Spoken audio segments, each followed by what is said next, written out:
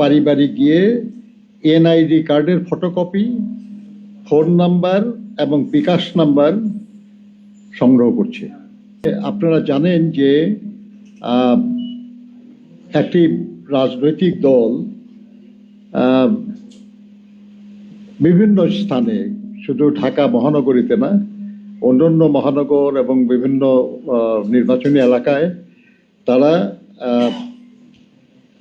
বিভিন্ন, বিশেষ করে দরিদ্র ভোটার যারা, বিশেষ করে একটু কম শিক্ষিত ভোটার যারা, তাদের বাড়ি বাড়ি গিয়ে এনআইডি কার্ডের ফটোকপি, ফোন নাম্বার এবং বিকাশ নাম্বার সংগ্রহ করছে।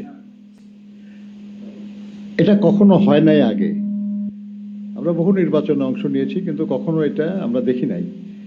কিন্তু এবার এই কাজটা করা হচ্ছে, এবং কেন করা হচ্ছে এই নিয়ে আমরা একটু খোঁজ নেওয়ার চেষ্টা করেছি, বোঝার চেষ্টা করেছি, এবং আমরা আশঙ্কা করছি যে তারা ভুয়া এনআইডি বানিয়ে জাল ভোট দেওয়ার চেষ্টা করতে পারে, এবং বিকাশ নাম্বার যে নিয়েছে তার মাধ্যমে তারা তাদেরকে অর্থ দিয়ে প্রলুব্ধ করতে পারে তাদের পক্ষে ভোট দেওয়ার জন্য।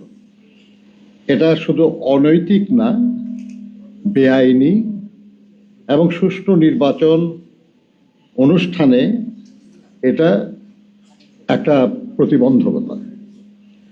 আমরা বিস্ময়ের সাথে লক্ষ্য করছি যে এই বিষয়টা আপনার সোশ্যাল মিডিয়ায় এবং আপনার ট্রেডিশনাল মিডিয়ায় এগুলেন প্রকাশ হয়েছে, প্রচার হয়েছে, কিন্তু নির্বাচন কমিশন এই ব্যাপারে কোনো ব্যবস্থা গ্রহণ করে নাই।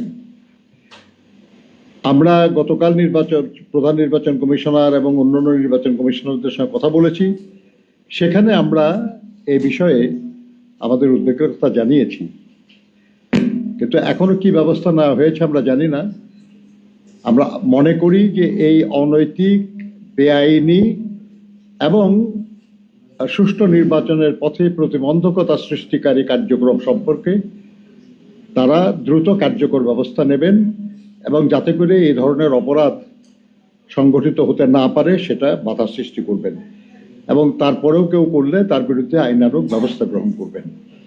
আমরা এটা তাদেরকে জানিয়েছি, এবং আপনাদের মাধ্যমে আমরা পুনরায় এটা উল্লেখ করতে যাচ্ছি।